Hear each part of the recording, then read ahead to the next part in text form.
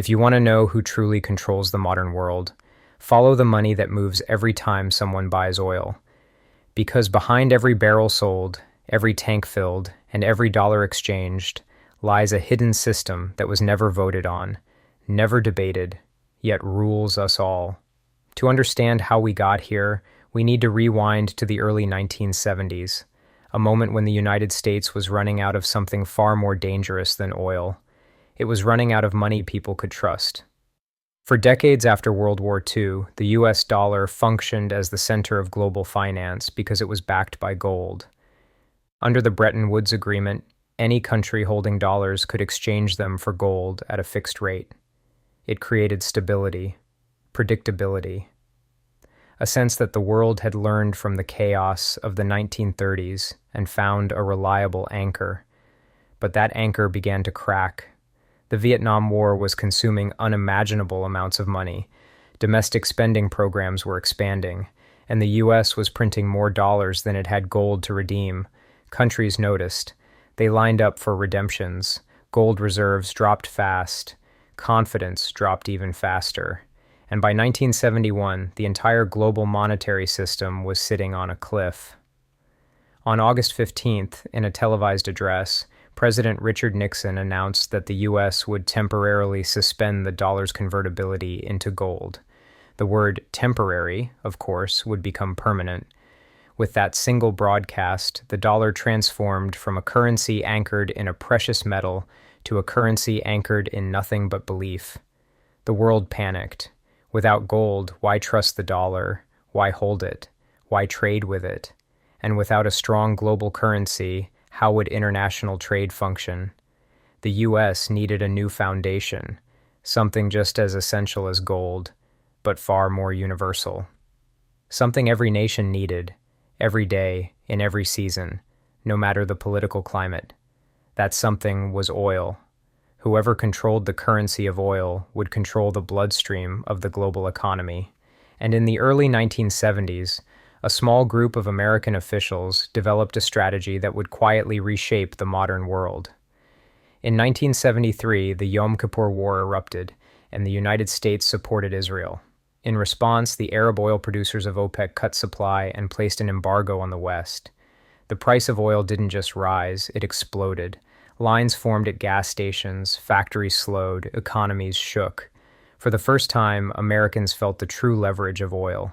And for U.S. strategists, this crisis wasn't only a challenge, it was an opportunity.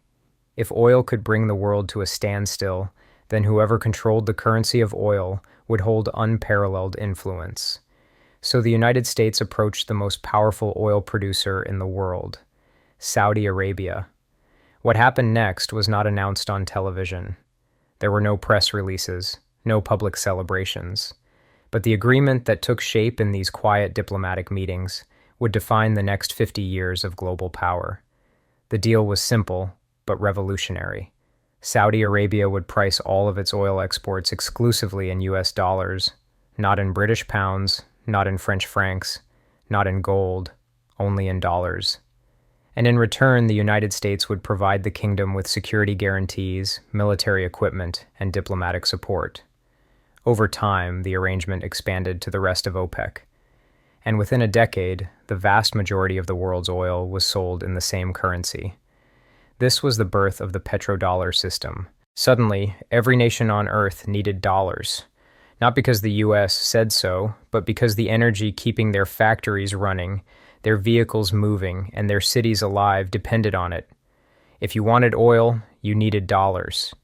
If you needed dollars, you had to trade with the United States, borrow from American financial institutions, or sell goods into dollar-based markets. Demand for the dollar soared, its value stabilized, and the United States gained something no other nation had, the ability to create the world's most essential currency at will. Most people think of money as something neutral, numbers on a screen, paper in your wallet, a tool for buying groceries or paying rent. But the petrodollar made the dollar something else entirely. It became a ticket, a requirement, a form of permission granted by the United States to access the world's most important resource. And because everyone needed oil, everyone needed dollars. This system didn't just support the American economy, It supercharged it. Countries around the world began storing dollars in their central banks. They bought U.S. Treasury bonds. They invested in American markets. They allowed their economies to orbit around the flow of dollars in and dollars out.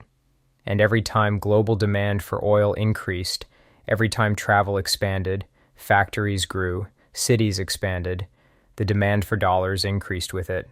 It was a self-reinforcing cycle that placed the U.S. at the center of global finance without firing a single shot. But there was another layer to this arrangement. The dollars earned by oil-producing countries didn't just sit in foreign accounts.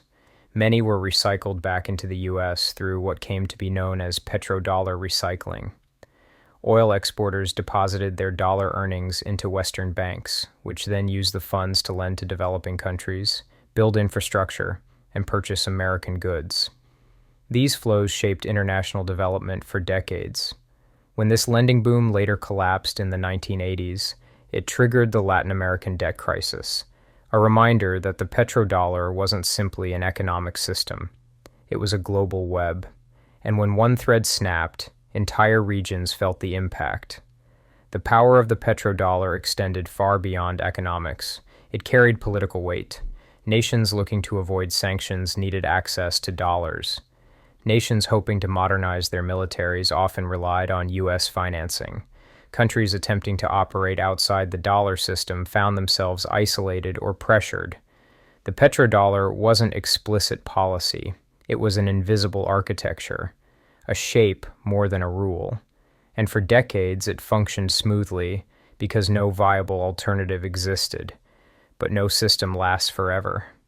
As the 21st century began, new forces emerged. China's rise created a massive new demand for oil, one that Beijing did not want to rely on dollars for forever. Russia, facing sanctions, sought payment methods outside the dollar. Technology allowed digital currencies and alternative payment systems to grow, and renewable energy began raising a new question. What happens to a currency system built on oil? In a world slowly moving away from oil, for now, the petrodollar still stands. The majority of global oil transactions remain dollar-denominated. Central banks still hold U.S. bonds as their primary reserves. Global trade still depends heavily on dollar-based financing. And the United States still benefits from being able to create the currency the world needs most. But the edges of the system are beginning to fray.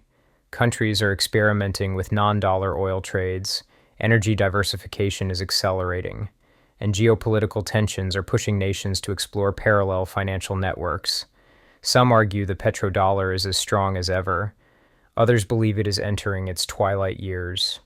What both sides agree on is this: if the petrodollar system ever truly breaks, the consequences would be immediate and profound. The cost of borrowing could skyrocket.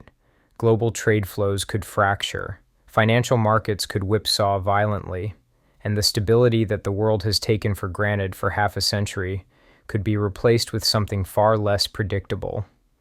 At the end of the day, the petrodollar is not just about oil or dollars. It's about the structure of global power. It's about how nations cooperate, how economies grow, how crises spread, and how influence is exercised without a word being spoken. It is a reminder that the most powerful systems are often the ones we never see, because they operate not through force, but through necessity. And that's why the story of the petrodollar is not simply a story about money. It's a story about the invisible architecture that holds the modern world together, and perhaps one day, the story of how that architecture began to change.